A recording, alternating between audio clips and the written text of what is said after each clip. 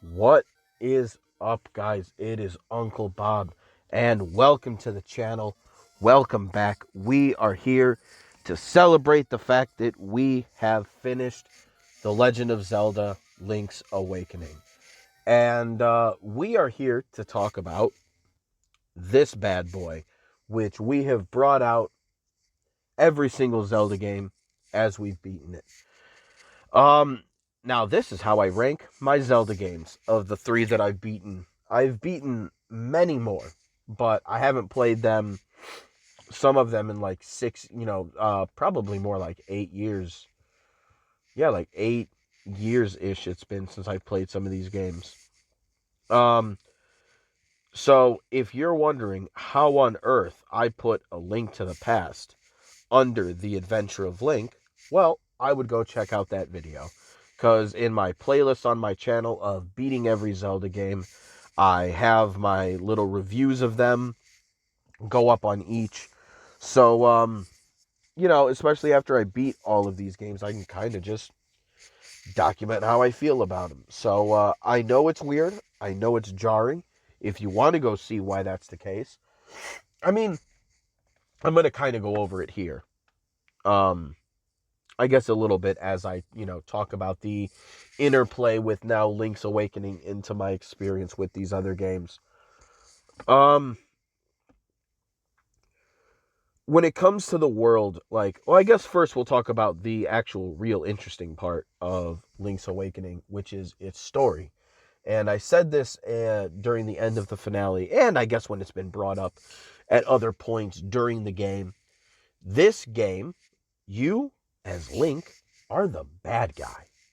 And that is just talking about as a video game and a way to tell a story is actually really freaking cool.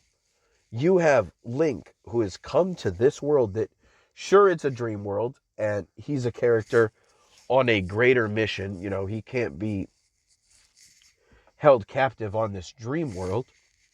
But at the same time, it doesn't escape from the fact that Link has entered this world, and the enemies that Link is fighting are there to stop him from destroying their world.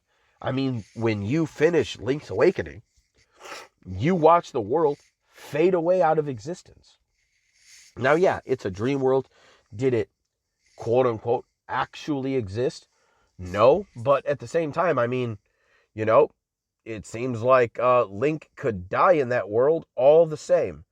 It didn't seem like the fact that it was a dream world really mattered all that much, kind of. I mean, it's also a video game. It's like fucking magic.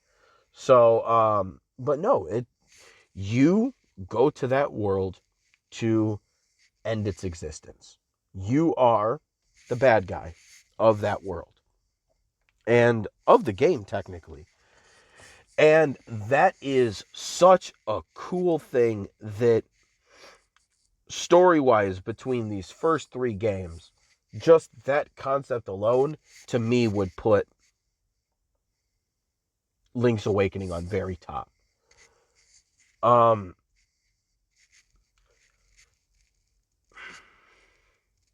I want to, but again, when I think of The Adventure of Link, I think about, the reason why I had put it up there is that its difficulty was high enough that, I mean, I guess I'll explain my main gripe.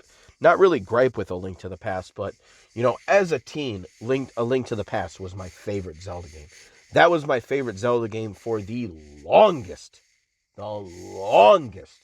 time. And a big problem I had when I went back and played it like a year's, however long ago, was that even though it had been, you know, for that game, maybe a decade since I had last played it, I had beaten it so much as a teenager that honestly,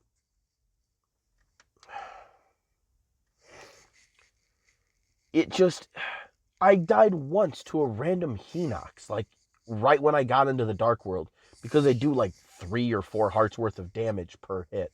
And I was just like not paying attention at all. And I didn't even use fairies that whole game. I used potions. I died once that whole game. A Link to the Past for me is just too easy now. And it's not the game's fault. It has nothing to do with the game. It is solely my history with the game that gives it. Oops, sorry. It is solely my history with the game that gives it that problem. And, you know, I don't know if it sucks. Like, I guess it sucks that, like, man, you used to be my favorite. But, you know, The Adventure of Link, because I had only beaten that game growing up, you know, whereas A Link to the Past, I probably beat close to like 10, 12 times. The Adventure of Link, I only beat maybe like 3, maybe 4. Maybe 4. 3 sounds right. So, The Adventure of Link, and since I knew how to like actually play that game and take advantage of the way that the leveling up system works,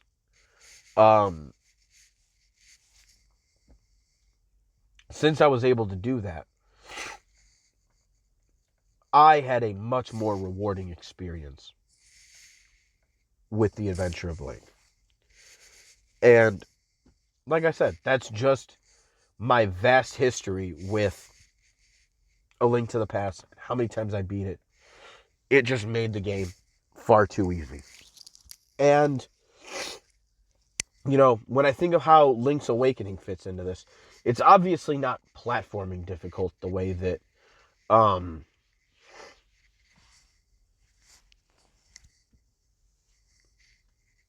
it's not the way that platforming is difficult, because obviously with the jumping there in this game, sorry, my allergies are acting up really bad. You can hear it in all my sniffling. I'm rubbing my eyes. Obviously you can't see that, but the platforming in this game is like bare minimum, not even platforming really. The dungeons aren't,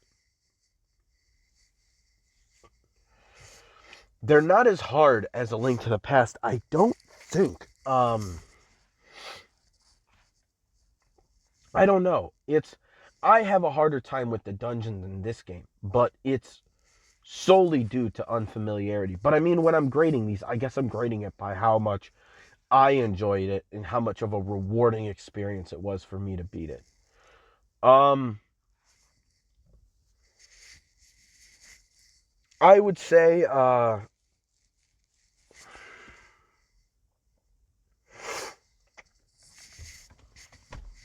man, that's tough.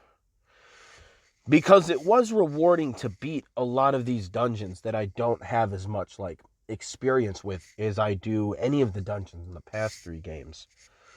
But this is the game that it starts that stupid thing that a lot of these Zelda games started doing, where the final dungeon isn't really a final dungeon anymore. And I don't think at any point, in the same way, there are certain things like Majora's Mask, when you have to do like the dream area with the 4 kids with the boss masks.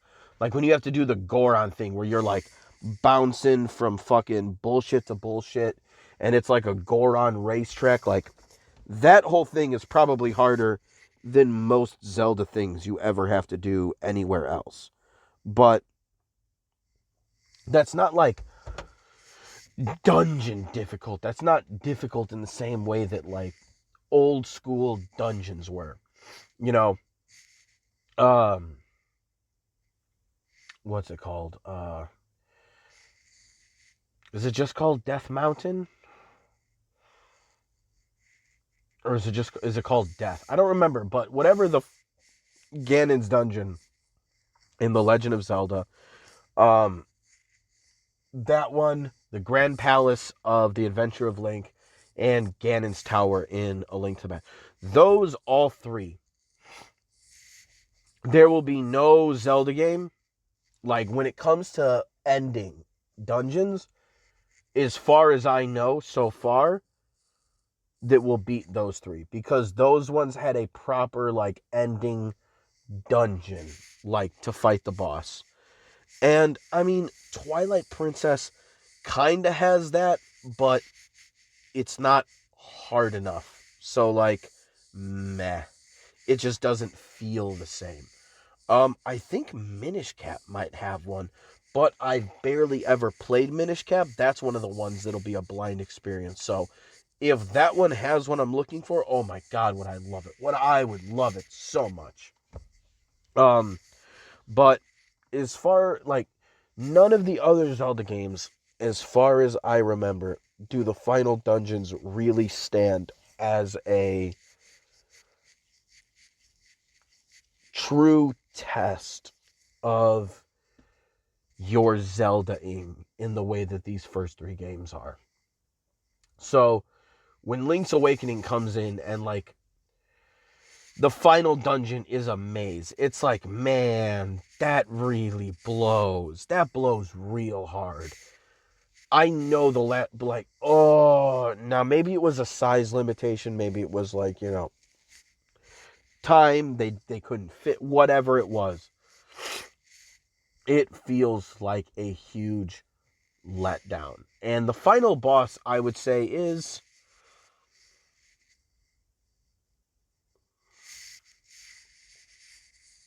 how would I say the final boss is?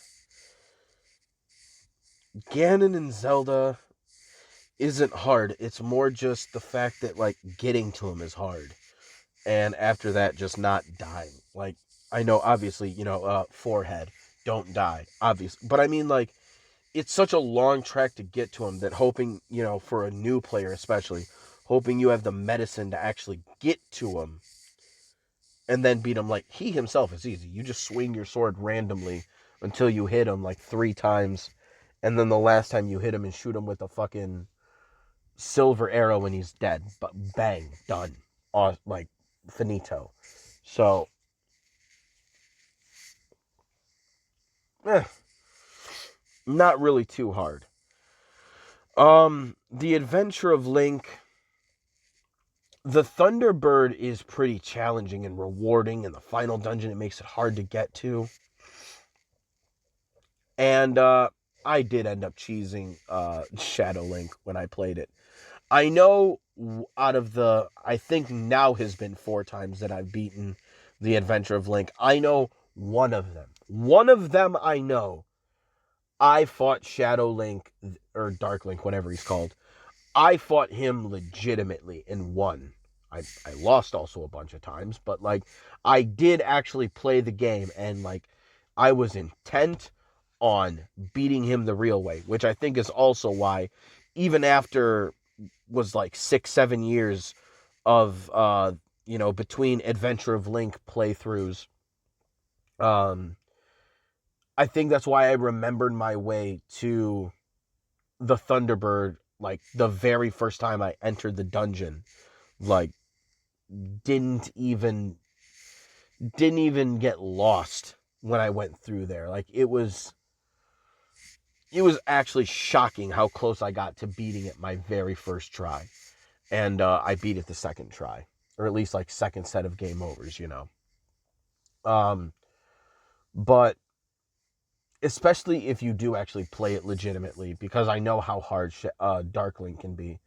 That is a really like challenging fight, and when you win, it is a very rewarding one. Um, it's actually really awesome.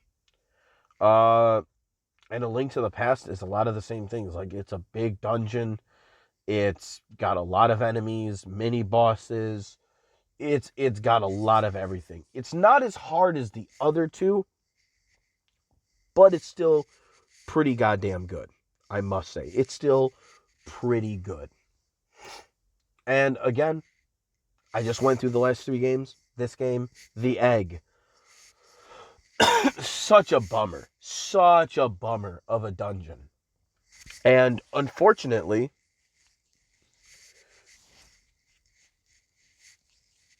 I think that might seal the deal for me.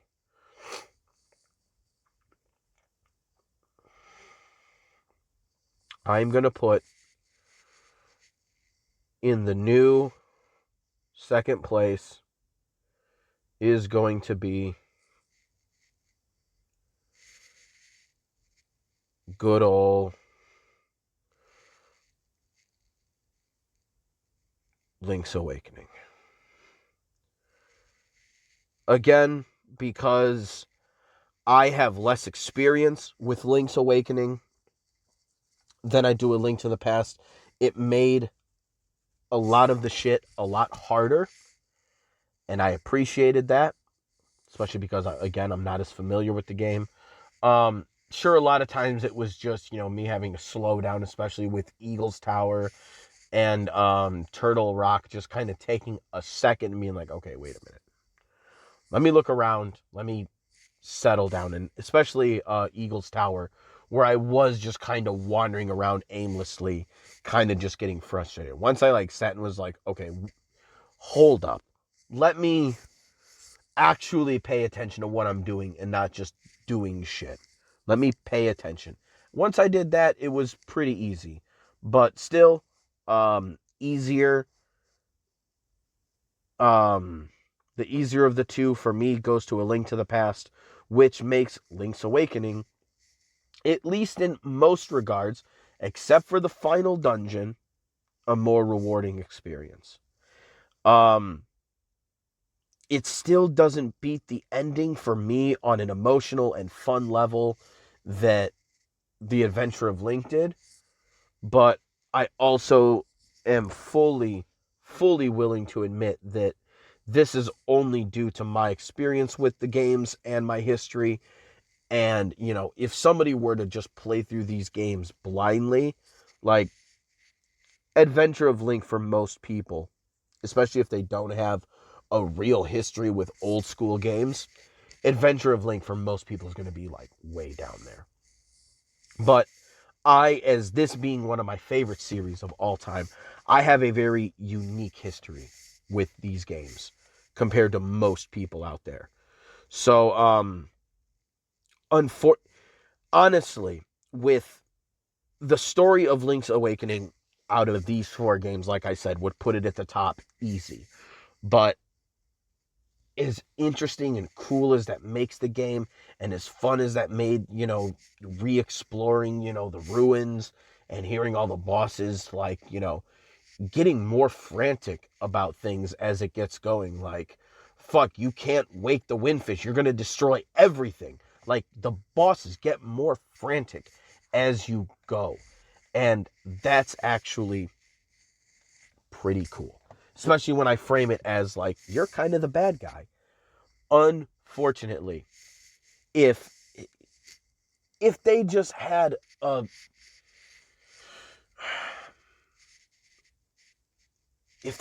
dungeon at the end, if they just had one, oh my god, they could have taken out a dungeon, made it 7 instruments, and let the 8th dungeon, let Turtle Rock be the final dungeon. I know it's the final dungeon, but I mean the final, fill it up with more enemies, make it more threatening, and just make that the fact that it's a maze that you find the key to by finishing the trading sequence. Oh, it's not a bad idea. It's a cool idea, but it just doesn't make a as rewarding an ending experience as it should be. And I know that's going to be an issue I have with other games. I mean, Ocarina of Time has a final dungeon, but honestly, it's better than what Link's Awakening gives you, but it's also still very sorry. It's very sorry. It's 12 rooms basically. Each of the 6 medallion elements gets 2 rooms each, and boom, there you go. That's all it's ugh. And then up top you have a battle with Lizalfos, Stalfos, and 2 Iron Knuckles. Bruh, so easy. So easy. It's Ocarina of Time is going to be an interesting one, like just thinking ahead, because, that's another game that a lot of people have a lot of great things to say about it. And I still love me some Ocarina of Time, don't you get me wrong. But that's another game that I've beaten at least 10, 12 times, maybe even 15. Um, I think I probably would have beaten. No, it would probably be about 10 times, because I think I would have beaten A Link to the Past more than Ocarina of Time, but it would have been like barely. It would have been like a couple of times more. Like those two games I have a lot. So it's going to be really interesting to see how Ocarina of Time ends up stacking out, because it's going to have, because of that, a lot of the same issues replaying it as A Link to the Past did, with it probably going to be way too easy. But we'll tackle that bridge when we get there. But Link's Awakening was a lot of fun. Like I said, I think the story was the best in the series so far. The idea of it was rad. I loved it. The world was nice. It had 2 villages, so it felt already kind of bigger than um than A Link to the Past did. And I mean, The Adventure of Link has a bigger world, but also wait a second. All right, my bad. Fuck, I forgot what I was saying. I got so distracted. I got so distracted about something. Um, Donkey balls. Um, but yeah. No, I said everything I wanted to say basically. Oh yeah, I was saying overworld. The Adventure of Link has a bigger overworld, but it's like an overworld. So like it's that world being bigger doesn't really make it bigger. And even if the actual, like, to scale areas where it's the side scrolling, where you're doing all the main action in Zelda 2, where all the actual gameplay is. Um, Even if that, like, part of the playing area in total is more than in any other Zelda game, again, because it's a 2D side scroller, less detail, it makes sense if that world is quote unquote bigger, just by the nature of how that game plays. But yeah, Link's Awakening feels like it has a great world, great set of characters, um a bigger world than, surprisingly, it feels like you get with A Link to the Past, which is on the Super Nintendo. um it feels really easy, like they could have just cashed in a Game Boy at being like, because there were a lot of like Game Boy versions of console games that were kind of like they were all right. And Zelda, they went out of their way to make it really good. And that makes me really happy that they did that. I think they originally planned on just like doing a version of the original Zelda, but on the Game Boy. And then as they were developing, they like kind of made it its own thing. And A plus decision. Again, my Zelda history being more unique than most, The Adventure of Link is still on top, solely due to the fact that, because of its difficulty from beginning to end, no lame egg dungeon or anything, it just ended up feeling, when I beat it, like, yeah, I made a funny noise when I beat this boss. I was like, but like when you beat, at very least, the Thunderbird in The Adventure of Link, like, you feel like, fuck yes, I did it. Especially if you keep dying, so you keep having to run through that dungeon and dealing with like those stupid bird statue dudes that like throw daggers and chase you. Like, fuck those guys. As long as, or just having to do that, and then, learning how to get there and making it efficient and trying not to die. It when you beat the Adventures of Link or Adventure of Link, it feels like a real, truly like you feel like a weight off of your shoulders. You feel like you've done it. And yeah, Link's Awakening just didn't have that at the end. It just kind of petered out with its final dungeon thing and its boss being meh. It's not really that hard. The first time I was just like, I was drunk. I wasn't paying a super amount of attention. I kind of just went in there guns blazing. And then my second attempt, I could have beaten him, but I was already starting off with like half health because I didn't have the potion and I didn't go and get any more hearts. If I would have, I probably would have just beaten him last night and I would have only made a review today. But, that is how it is. I had stuff to do. I had to take a shower because the lady was coming home. So, But, yeah, guys, that has been it for Link's Awakening. It has been a blast of a time. But, we got other games to play. Mainly, we got, tomorrow is Terranigma. Play that. Tuesday, I'm going to play Final Fantasy 3. And then Wednesday, I will be starting Simon's Quest. As the game to replace this one. So I definitely look forward to that. There's a part of me that wants to start it tomorrow. We'll see how I feel. But yeah, till next time, guys. It's been fun. Peace.